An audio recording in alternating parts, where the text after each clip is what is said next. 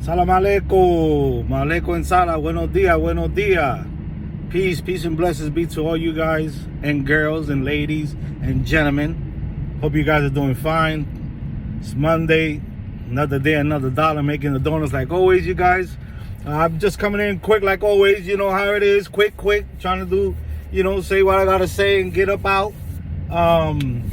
I had a person that has commented in one of my videos a couple of times, and I answered back a little bit, but the person doesn't, I don't know, it looks like the person knows a little bit because it's talking about certain Afro-based traditions, Afro-Cuban traditions and stuff, but at the same time, for what I see in the comment, it makes it sound to me like they don't understand, or he or she doesn't understand what they're speaking about, or what I'm speaking about. Who knows? Because it's not clear. Let me explain something.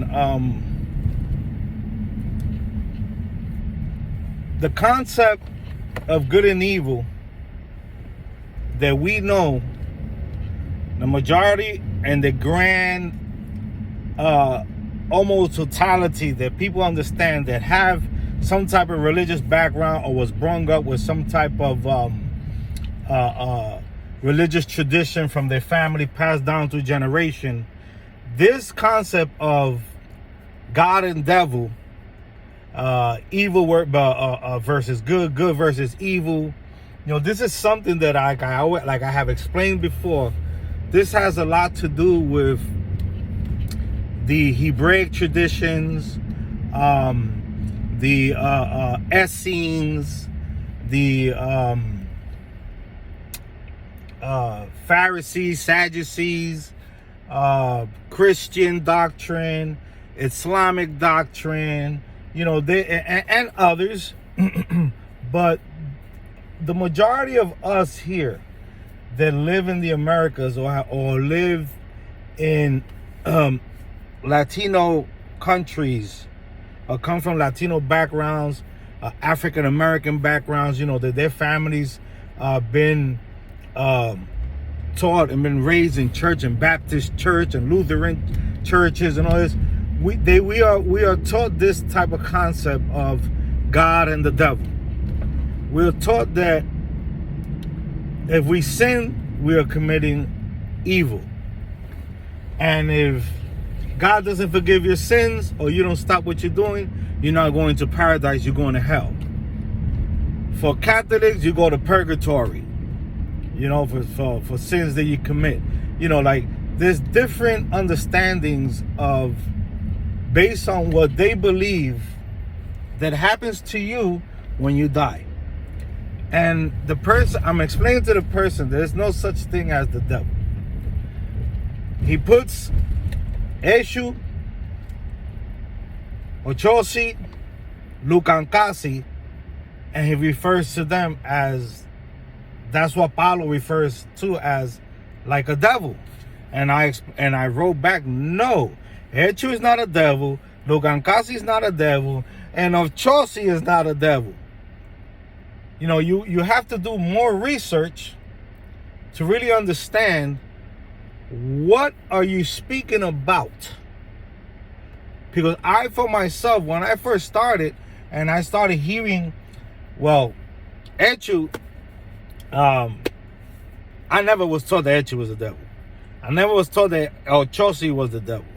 I have heard that people call Lucancasi, Lungambe, and a couple of other names, that is the synchronicity of Shaitan, Satan, the devil, which is not. It is not. This is bad information, wrong information, passed down through generations, through word of mouth, and like all of us do, we just parrot everything that others teach. I'm not all of us, but a great majority of us that do not know, right, that we are learning or we are looking. When we hear it a couple of times, explained to you in a certain way, then you start, this is your truth. Okay, I heard it from these 3, 4 old heads, these elders. They know what they're talking about, you know. And you look at them as they valid because these are old heads that know the tradition and all that. But even some of the oldest people in the traditions have this concept wrong. Not all of them have this concept right. You understand? And you have to do research and speak to more to people and understand what are you talking about when you're talking about Lukankasi, Lungambe. What is it that you really saying? You know, like, no, there's no such thing. The same way they talk about prenda judía and prenda cristiana. Yes, there are people who build prenda judía and prenda cristiana, but it doesn't, in all true reality, there wasn't no such thing as no prenda judía and no prenda cristiana. Because you got to remember that the Bantu people didn't have no cauldron like that. They not built the things the way it's built. It was changed and built in Cuba and other countries. There wasn't this thing of Christianity and Judaism in the Bantu, on the Congos. Yes, Islam came. Yes, Christianity came later, and some accepted Christ and the Christian faith, and some of the kings and the leaders, and yes, some of them even accepted Islam, became Muslims. And not only them, a lot of African traditions from different African tribals and regions, because the Muslims were conquering lands. And then the person speaks about that, I'm speaking a fake Arabic. No, I'm not speaking a fake Arabic. You could think I am, but I'm actually not even trying to speak Arabic. The problem is, like I just said, if you do your research, you will understand that there was a lot of Africans being enslaved by the Arabs. And they were being sold. And you got to remember, Africans that don't speak Arabic, speak another tongue, coming into contact with people that speak a different dialect, within time, you're going to understand that they're going to either start learning that dialect or start learning some of the words and what do they mean. So you'll pick up certain things. And then you got to understand the different of pronunciations. You know, you got to look at and do history on the languages. How do languages don't have certain vowels, don't use certain letters, and the pronunciations are different. They're not the same. They with a nose kind of like or it comes from the diaphragm, like these are certain notes, and from the throat, line, all these, and the way they speak, like, you have to understand all this stuff. You have to try to get into the culture, get into the understanding, to understand what I'm speaking about and what is it all about. Everything that I say is not 100% true, and I don't claim it to be. But what I have read and understood and researched on and spoke with others, they coincide with it. They understand it. And they know, what I'm either saying or trying to say. So you have to remember, see, if you go into history, you're gonna hear something about the conquest that the Moors did in Spain. The Moors conquered Spain, a Catholic place that was Christianized with the Catholic faith, with cathedrals and everything, and the Moors went in there.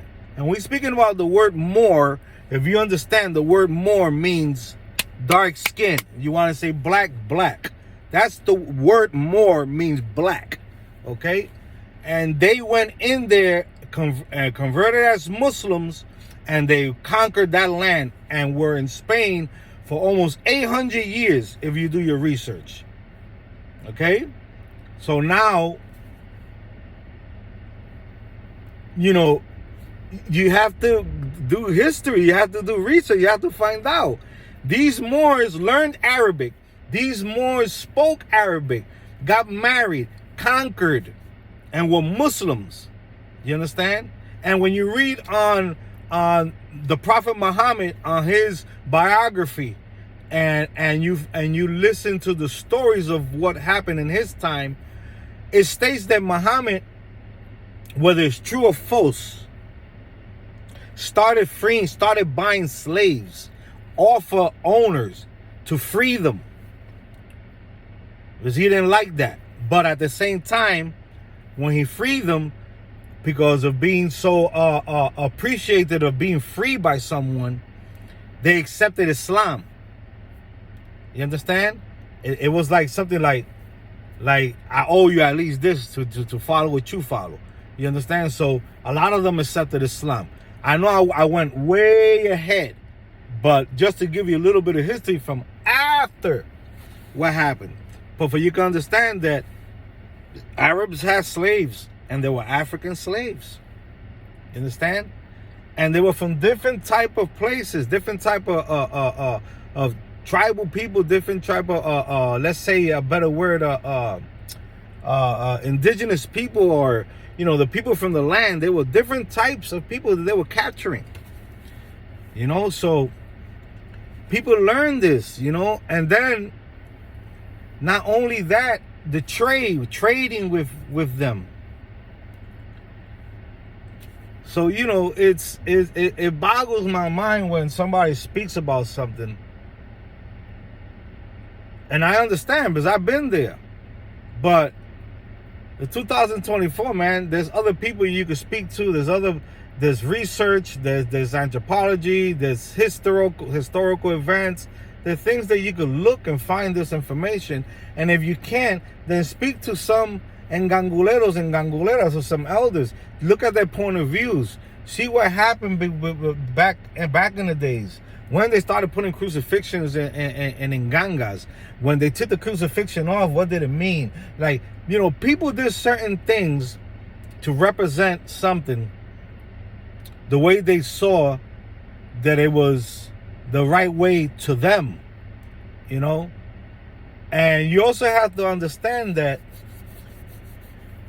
a lot of African people, they came to this land, they were forced into Christian. They were forced into Christianity.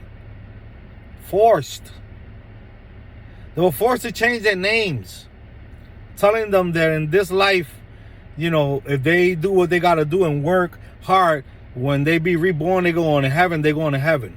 You understand? Things of that nature. They were being taught this and told these lies.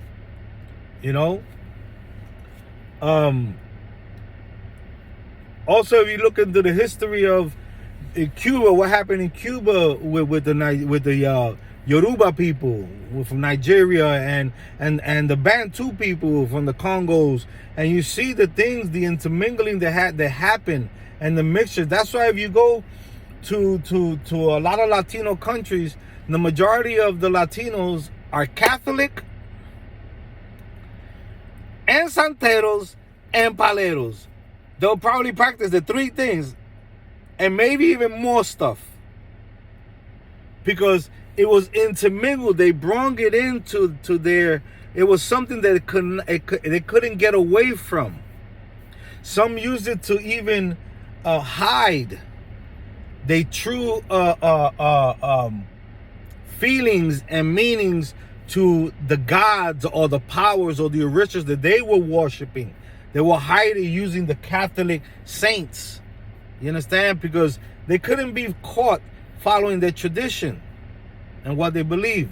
Some of them used the churches as places to speak and make decisions and things while they were at mass. While others thought that they were there to worship and pray, they were over there trying to, talk about things, but, if you see my video, this one that I'm making, you have to do more research. You have to ask the right questions. keep it respectful, and you'll understand, why certain things. You remember that the Muslims say Assalamu alaikum, or they say Salam alaikum, right? Because they got other stuff. They say Assalamu alaikum wa rahmatullahi wa barakatuh. You know what I mean? They say different. They speak their dialect, and when they greet you in different ways, depending of how they feel when you see you. They might say peace be unto you, and the Lord have favor over you, or something. The different ways. But the en sala maleko. Some people say en sala alaikum. Maleko en sala. Some say